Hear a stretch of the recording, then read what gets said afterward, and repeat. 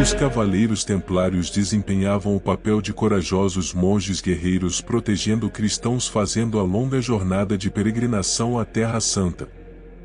Mas enquanto alguns cavaleiros templários guardavam Jerusalém, outros cavavam abaixo dela.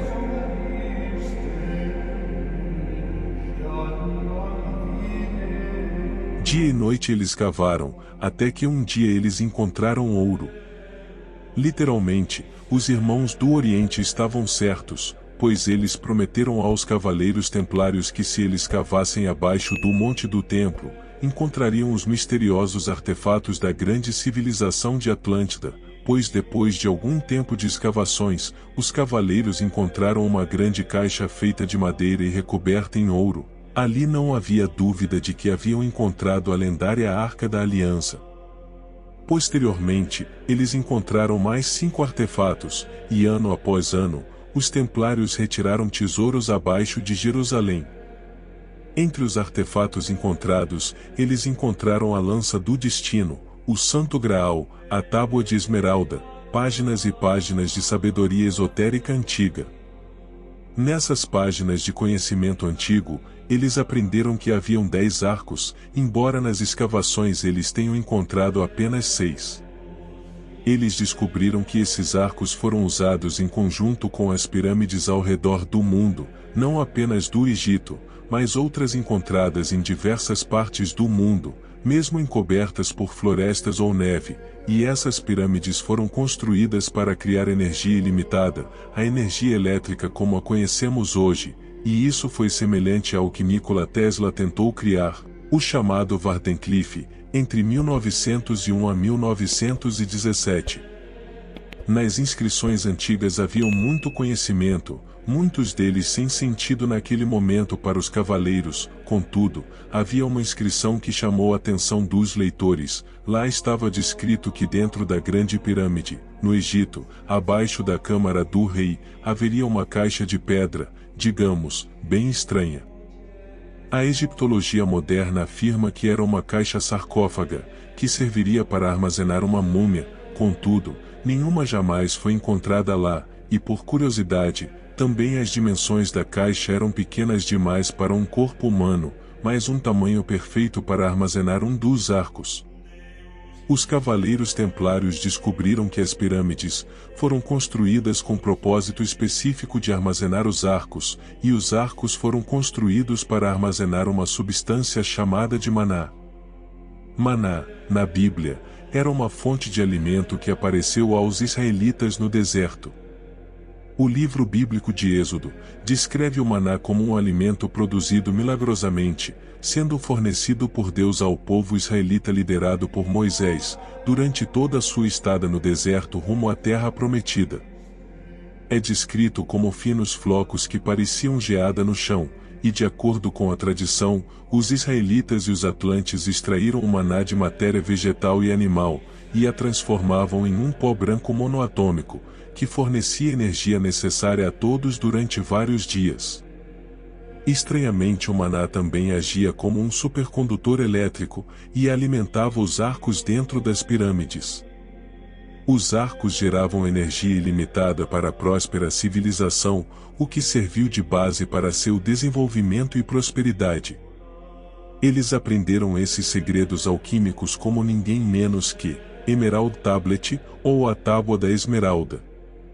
A Tábua de Esmeralda, também conhecida por Tábula Smaradina, ou Tábua Esmeraldina, é um texto que se pensa ter sido escrito pelo ícone helenístico Hermes Trismegisto, e que revela os segredos sobre substância primordial, aquilo que é onipresente em tudo, que forma o universo, e todas as suas formas e potencialidades. A Tábua da Esmeralda é considerado o documento que deu origem à alquimia. Nessa tábua, tinha instruções detalhadas de como extrair o maná de ossos de animais. Mas não só de alimento ele serviria, pois o maná então poderia ser usado para gerar energia ou mesmo para curar doenças. Nos textos antigos tinham instruções suficientes para criar o maná até a partir do ouro. Quando o maná era extraído do ouro, ele poderia ser usado para tornar objetos mais leves, até mesmo levitar. E como isso poderia ser verdade? Agora imaginem a Arca da Aliança, que era um objeto de quase 4 metros de comprimento, e feita de madeira de acácia maciça, recoberta de ouro, um metal pesado. Além do peso da própria arca, ele continha as tábuas de pedra que foram esculpidos os dos 10 mandamentos, o que era bem pesado. Estima-se que apenas o ouro da arca pesava quase 500 quilos, sem incluir as tábuas de pedra e da madeira de sua estrutura, mas que foram necessários apenas 4 homens para carregá-la. A forma como a carregavam era desconfortável, mas mesmo assim foi levada por longas distâncias. Seria inimaginável se carregar aquele peso todo naquela época, por apenas 4 carregadores sem alguma magia envolvida. E não eram apenas os atlantes e os israelitas que sabiam sobre o maná, os textos antigos falavam de outras culturas que tinham conhecimento da sua existência. Algumas culturas polinésias acreditavam que o maná era uma força da natureza, que qualquer um poderia extrair.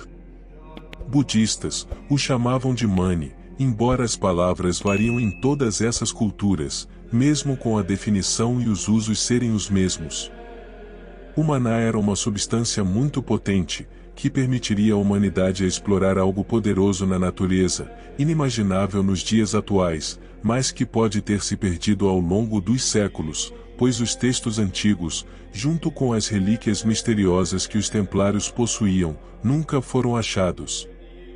Por curiosidade, a cruz templária está esculpida em muitos lugares inimagináveis, como por exemplo em inscrições do Antigo Egito, e nas representações do povo sumério, a civilização mais antiga já conhecida, que nasceu há muitos milhares de anos antes de ser criada a Ordem dos Templários.